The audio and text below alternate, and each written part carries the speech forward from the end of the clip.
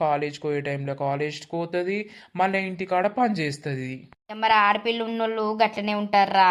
ఆమెనేమో degree చేయబట్టే, నేనేమో BTech చేయబడితిని.